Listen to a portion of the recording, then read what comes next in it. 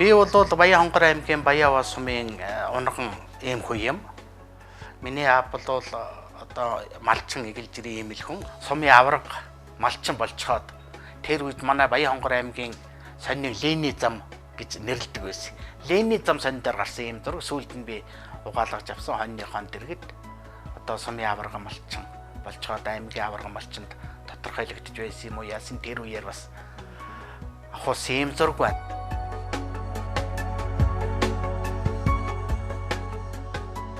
Би бол айлын хамгийн том хүү 6 дүүтэй. Ээж минь бас одоо малчин, сайлчин юм хүн байсан. Миний хамгийн бага дүү Сэдвэн Сүрэн гэж боловсролын их сургуулийн профессор, доктор миний хамгийн бага дүү гэн. Тэгээд том хүү бага хүү хоёртойгоо ээж минь Улаанбаатарт ирчгээд одоо их сурхийн баяр хөөртэй ах болсон юм зураг байна. Тэгээд одоо бол миний нутагт миний одоо голын дээд цагаан хад гэж хаваржаа байдаг.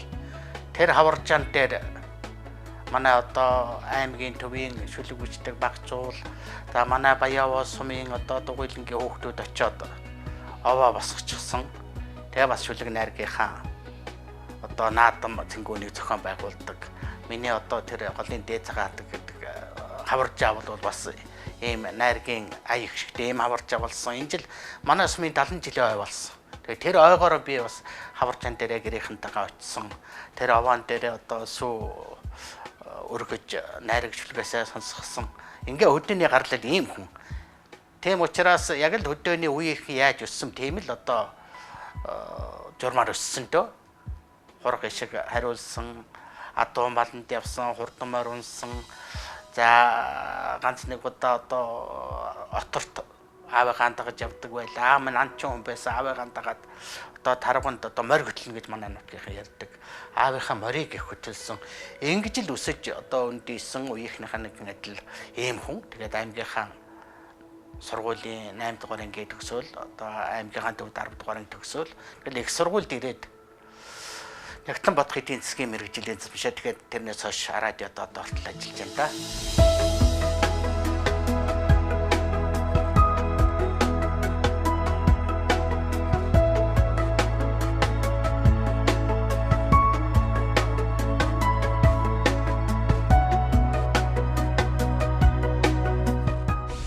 Их сургуульд бол 76 онд ирсэн. 76 онд ирэхэд Монгол улсын их сургуульд дулан багштай дугуйлан гэж их алдартай дугуйлан байсан оюутнууд явдаг. Энэ 80-аад оныхны яруу найрагчдын гол одоо шүлэг зохиолоо уншдаг их том гал голомт байсан. Тэр одоо дулан багшийн дугуйланд шүлэг бичиж ингэж одоо шүлэг зохиолд бол эргэлт буцалтгүй л орсон ийм л хүн байгаа юм.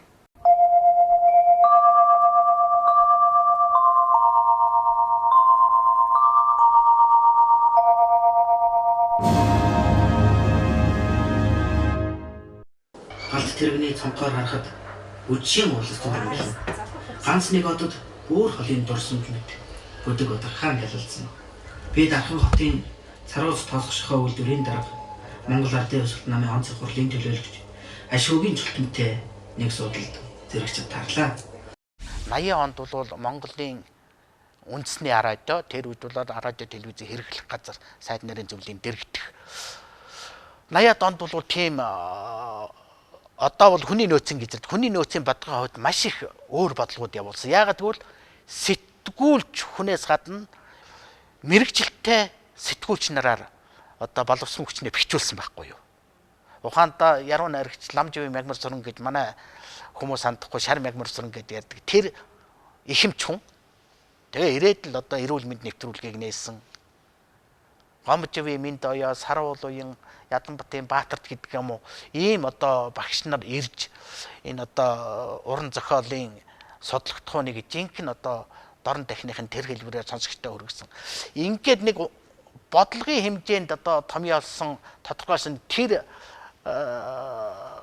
одоо жилүүдэд би бол яг Нягтланбат эдийн засгийн энэ мэрэгжлээрээ одоо сонгогдсон юм хүн шүү дээ. Тэгээ харамсалтай Нягтланбат эдийн засгийн мэрэгжлээ одоо 36 жил хийгээгүй байна. 36 жил одоо сэтгүүлч хийсэн байна. Гол төлөвд одоо эдийн засгийн сэдвт одоо нийтлэл нэвтрүүлгүүд Монголын хараа жавд их хийсэнтэй сүүлийн нэг одоо 10 жил уран зохиолынхон редакцад яг энэ уран зохиолынхон чиглэлээр нэвтрүүлэг хийж байна. Тэгэхээр ийм сонирхолтой хувь тавилангаар энэ Монголын хараа жавд газар одоо 30 хэдэн жил 40 жил ажиллаж байна та.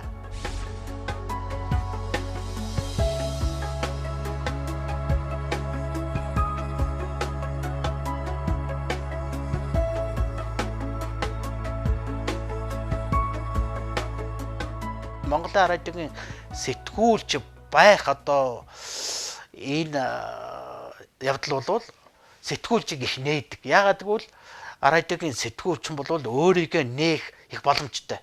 Хинээс шалтгааллахгүйгээр одоо мэдээлэл нэвтрүүлэг нийтлэн бичих боломжтой. Зөвхөн бичснийхэн дараа нэвтрүүлэгч уншир найруулагч одоо найруулдаг. Тэрнээс өмнөх одоо текст бичвэрийн хувьд бол өөрийнхөө авиас бэлгийг одоо гаргах гэдэг юм уу чадварыг нээх юм боломжтой юм л нэвтрүүлэг л дээ. Энэ цаг үед бол Монголын радио үнэхээр одоо хожиж байгаа хөгжил дэвшлийн хувьд бүр илүү сонсогчтой болж байгаа шүү дээ. 4 сувгаар одоо сонсогдож байгаа. За энэ 4 сувг бол нэгдүгээр одоо хөдөөнийхэн бол транзистораар сонсож байна. За готынхан бол шугамын радиогоор сонсох боломжтой. За мөн машин дотроо явахдаа сонсох боломжтой. Тэрнээс гадна энэ бид одоо Америкаас, Австралиас, Германаас, Японоос Монгол сонсогчдоос өчнөө загтал авдаг болсон. Яг гэвэл тэд захим руу орлоо, MNB руу орлоо. Тэнд чинь Монголын үндэсний олон нийтийн радиогийн нэвтрүүлэг 7 хоногоор байж яадаг байхгүй юу. Тэгээд ерөөсө дуртай нэвтрүүлгээ сонгоод сонсдог болсон. Сонсогчд маш их одоо нэмэгдэж байгаа. Би бол энэ захим ертөнцид одоо энэ өнөөдрийн хөгжил дэвшилд бол Монголын радиод одоо сонсогчдоо нэмэгдүүлэх маш гайхалтай боломж нэгдэж байна гэж бол баярлж байгаа.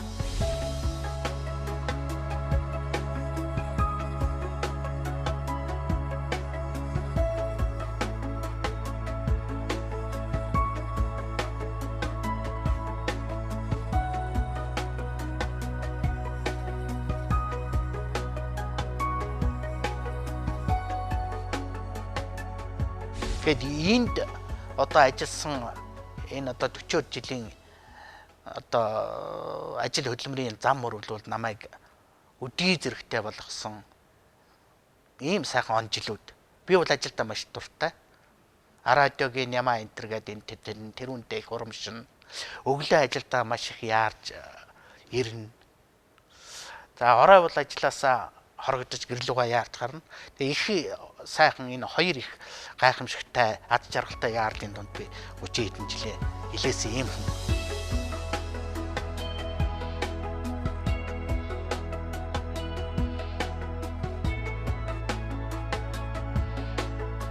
Бөөр одоо сургуульд орохоос өмнө шүлэг зохиол мэддэг чэйжилдэг ийм хүүхэд байсан л да. Ягаад гэвэл миний ээж одоо хөдөөгийн сайлчин хүн мөртлөө одоо ном зохиолоос хүнээс уншсан уу, радио телевиз сонссон уу, шүлэг их мэддэг ийм малчин эмэгтэй байсан. Сургуульд орохыг бол би одоо үндсэндээ шүлэг чэйжлэх л ийм л одоо юм байна л гэж ингэж ойлгосон. Ягаад гэвэл сургуульд орох төгтөрсөн ээж минь олон шүлэг чэйжлүүлж байгаа учраас тэгээд одоо сургуульд орсон шүлэг чэйжлүүлж эхлүүлээгүй элдв үдээдийн дүрс юм бичүүлээд л тоо заагаад эхэлсэн. Тэгээд яг тэр үеэс эхлээд үсэг ном чэйжилж сурсныхаа дараа ном их уншдаг байсан. Тэр ээжийн шүлэг чэйжлүүлсний л одоо их ач уу юм баах их багасаа шүлэг ном уншсан. Тэгээ ном уншиж байгаа хүүхэд бол өөрийнхөө дотоод тэр ая гიშгээг бол сонсох боломжтой болдго юм шиг байна. За тэгээ ном л уншдаг байсан. За ном уншиж байхдаа бол өөрийнхөө зохиолж уран бүтээж яруу найрагч болно гэж үргэлж боддог, мөрөөддөг. Энэ хэзээний л тэм нэг зохиолж яруу найрагч болох юм шиг тэр дотор сэтгэлдээ бол боддог, мөрөөддөг. Ер нь тийм л хүн болондоо л гэж байнг боддог. Ер нь их зоригтойгоор боддог тийм хүн байсан.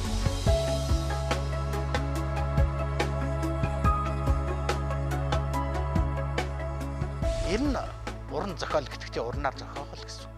Тэр урнаар зохиож байгаа юм одоо уншигчд за түмэн олонд бол үннийг өгүүлдэг байх учиртай. Хэрвээ уй гунигтай байсан бол уй гунигийнхаа одоо тэр айс савыг одоо юу гэдгийг тунгалуушуулах учиртай. Тэгэхээр үгээр бүтээсэн энэ ертөнц бол хүнд тэр одоо ертөнцөө нээгтэн туслах учиртай. Манай монголчууд ярьдаг шүү дээ үгээр хүнийг одоо алж болно, үгээр хүнийг одоо сэхэж болно. Тэгэхээр үгэнд бол тийм их эд шид одоо байж байдаг. Үг даахгүй л тэр их хүнд жинтэй үгийн хүндэд сэтгэлийнхэн одоо мандлыг цоо зохиулна. Сэмэрсэн мандал гэдэг бол юу ч нэвтэрч орох болцоотой болчихно шүү дээ. Цоорхой шанах шиг болно. Тийм учраас үг даадаг одоо сэтгэлийнхаа мандлыг бэхжүүлдэг юм байх хэрэгтэй. Магадгүй үгийн жин шиг хамгийн хүнд жин байхгүй байна. Ер нь бол зохиол сэтгүүлч хүн бол үгээр ертөнцийг бүтээдэг шүү дээ. Үгээр ертөнцийг бүтээнэ гэдэг бол тэр үгийнхэн айс хавийг, ая данг, хөгжим, ихшиглэнг, утга чанарыг бол үнэхээр одоо мэдсэн байх шаардлагатай. Тийм учраас л энэ сэтгүүл зохиолчдыг бол үгээр ертөнцийг бүтээдэг улсаа гэж ингэж яриад байгаа юм. Үг бол өөрийнхөө амьдлаг чанараар бол ертөнцөөс ч өмнө байсан, магадгүй одоо зарим нөхдийн хэлснээр бол бурхнаас ч өмнө байсан гэж ингэж ойлгодог, ингэж хэлдэг. Магадгүй бурхнаас өмнө байсан гэдэгт би бол итгэдэг. Яагаад гэвэл бурхан өөрөө бурхан гэсэн үгээр бүтээгдсэн байна шүү дээ. Тийм учраас үг бол бурхнаас өмнө байсан бай таарна гэж ингэж боддог. Сайн хүмүүс хэрхэн яаж ажиллаж амьдарч, сэтгэж мэдэрч, зовлон бэрхшээлийг ганцхойгоо даван туулахыг дуулж мэдхээр бид өөрсдөө цэвэр тунгалаг, улам сайхан болох мэт санагддаг юм байна. Сонсогч танд ч бас тийм санагдах болтугай. Ган зам шиг амьдралын харгуу алсарч, галт тэрэг шиг он жилүүд хөөрнөм.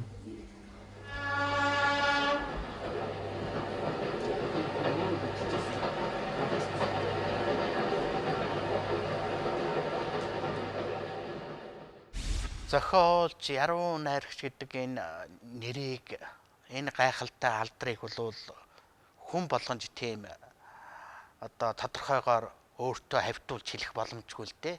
Энийг бол сансан хүн болгон 2 шүлэг бичсэн, 1 ном гаргасан. За эсвэл одоо сонин дээр хэдэн нийтлэл бичсэн хүн зохиолч гэж өөрийгөө нэрлээд байх одоо боломжгүй юм уу л гэж ингэж боддог. Гэхдээ одоо бол нэрлэхсэд их олон болж л дээ. Түмэн олон уншигчд бол уншичаад өөрснөө одоо зохиолж тэргүй, яруу найрагч тэргүй гэж ингэж хэлдэг.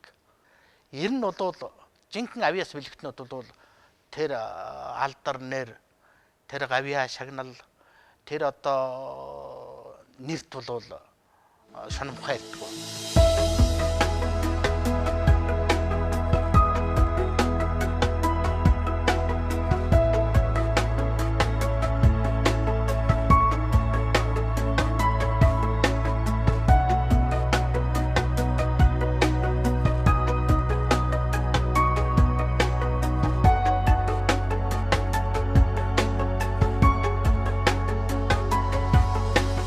Энэ хайрын шүлэг бол чин одоо сэтгэл зүрхнээс, яг тэр агшнаас, тэр гэрэл галбаанаас, гоо сайхнаас үзэсгэлэн төгс төгөлдөр тэр одоо хормуудаас мэдлдэг байхгүй юу?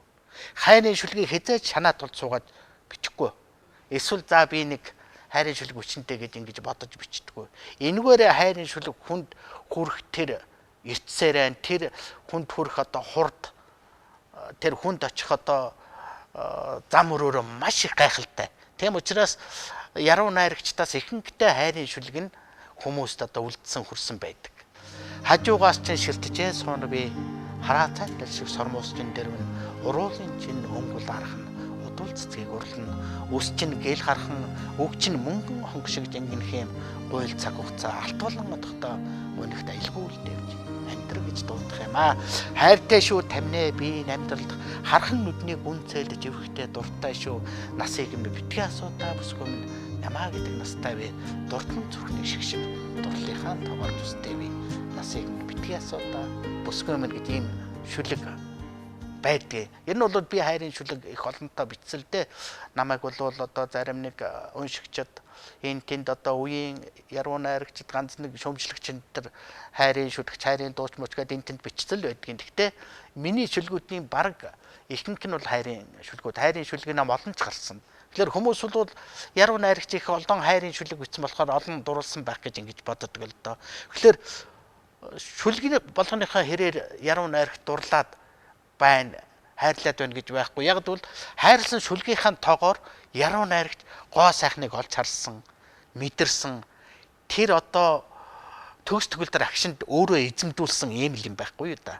Би бол хайрыг сэтгэлээс гардаг одоо эд гэж ингэж боддог байхгүй. Хайр хизээч ухаанаас урган төлждөг. Сэтгэлээс бий болдог. Ухаан бол харьцангуй хүүтэн эд шүү дээ. Ухаан бол ихэнхдээ тодорхой хэмжээнд хүүтэн эд гэж би төсөөлдөг.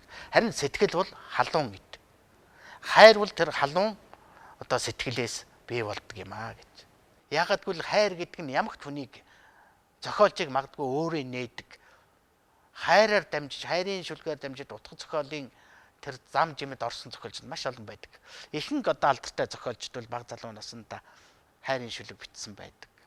Тэгэхээр энэ хайрын шүлэг, хайрлах тэр мэдрэмж зүм совин болвол яруу найрагчийг авьяаслаг нээдэг ийм нэг одоо бид хоёрыг ярилцж байгаа утгаар бол хайрын сэдв бол мөнхийн сэдв л гэж ингэж хэлж байна.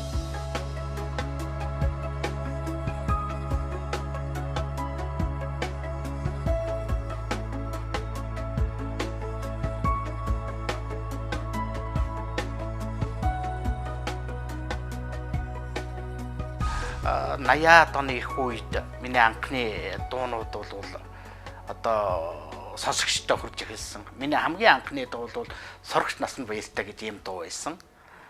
10 дугаар анги төгсөөд бичсэн дуу маань 1979 онд дуу болж. Тэгээ Сурагч насан баяртай дуу бол 70-аад оны дунд үе, 80-аад оны их үе 10 дугаар анги төгсөгчтэй нэлээд тийм дуртай тийм дуу байсан. Одоо ч радиогоор хаяа ашиглаж байдаг. Тэгээд тэрнээс хойш бол одоо зүгээр тоогоор нь хэлвэл бараг 70-80 дуул бичсэн байна л да. За зүгээр хүмүүс ингээд нэрлээд сая өөрөөч нэрлэж байгаа амьдралаа би чам таартай ч юм уу, камертай хамтлагийн 18 нас ч юм уу.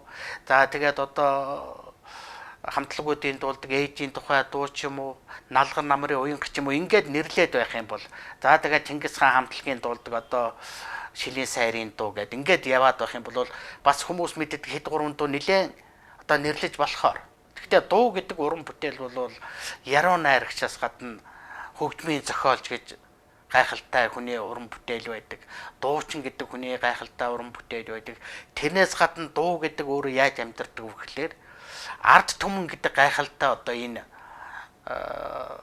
хөрсөн дээр ургал дэлбэлдэг, ая танан боловсрдог, цаашдаа ингээд одоо хэдэн зуун жилээр 10 жилээр одоо явдаг юм учиртай.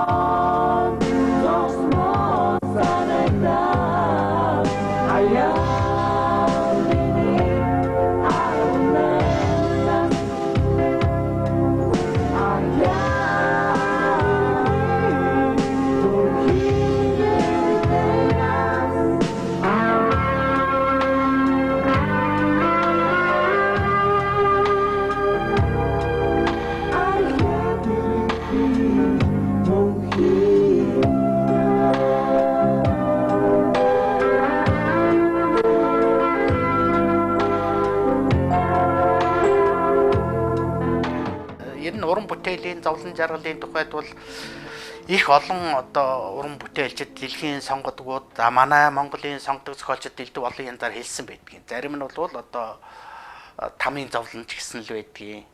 Зарим нь бол зохиолч хүн бол зүрх сэтгэл дундуура орчлонгийн одоо жаргал зовлон туулуулаад өнгөрөөдгөөж гэж л байдгийг. Гэхдээ аль алинд нь бол бас үнний учиг бол бий.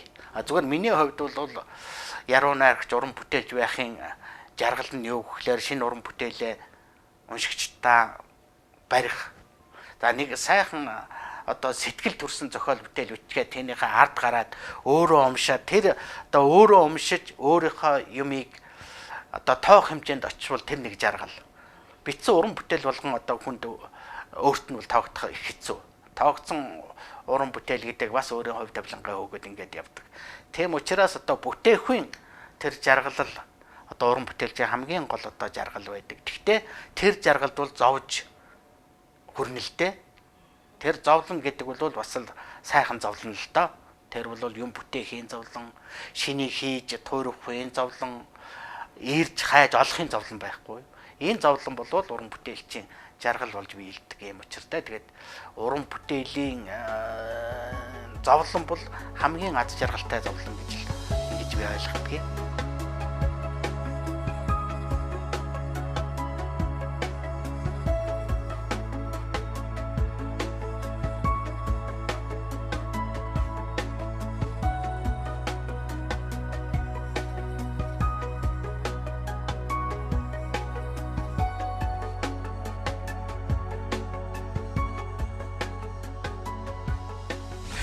Энэ улирал ба зохиолч гэж ийм уран зохиолын сэтгүүл хэвлэгдээд одоо 3 дахь жилдээ явж байгаа.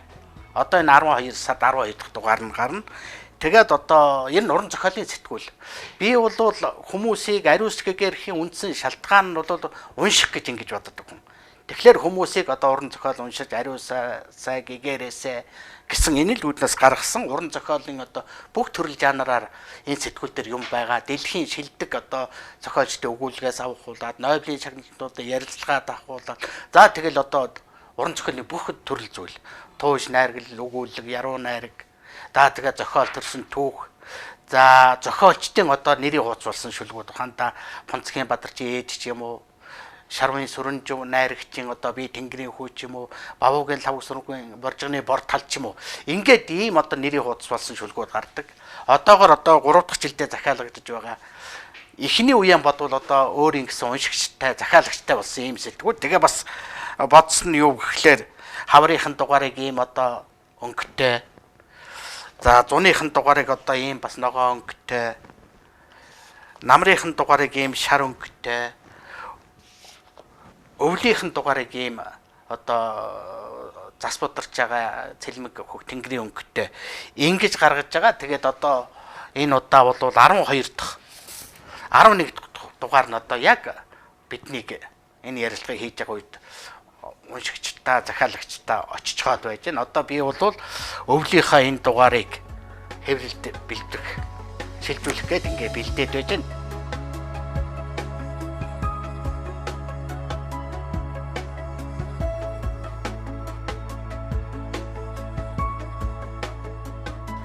За энэ бол миний л одоо нэлээд дээхэн үеийн 2000-аад оны үеийн зураг байна уу да. Гэрэл зурагчин одоо Баттулга авсан юм зураг.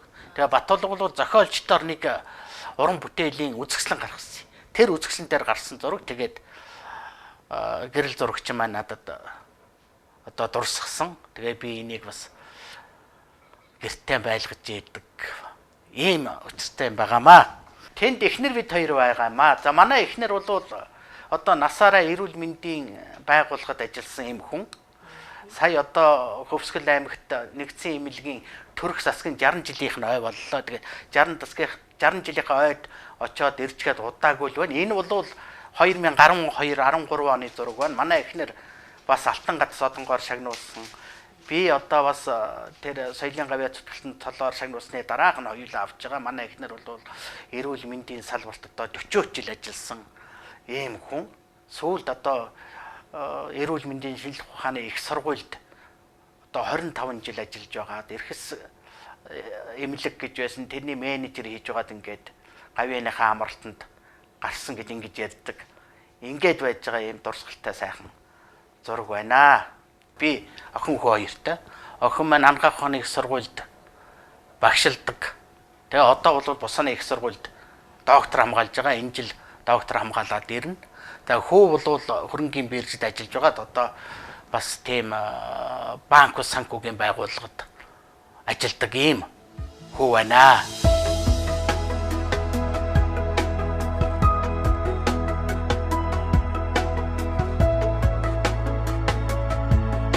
Ер нь бол амьд явахын гол утга учир бол өөр хүүхдээ өсгөж хүмүүжүүлэх, аж ахуйчаан үзэх, аз жаргалтайгаар өөрийнхөө одоо хийж бүтээснийг үргэлжлүүлэх тийм үү? эрүүл нэг сарвуу сайхан байх.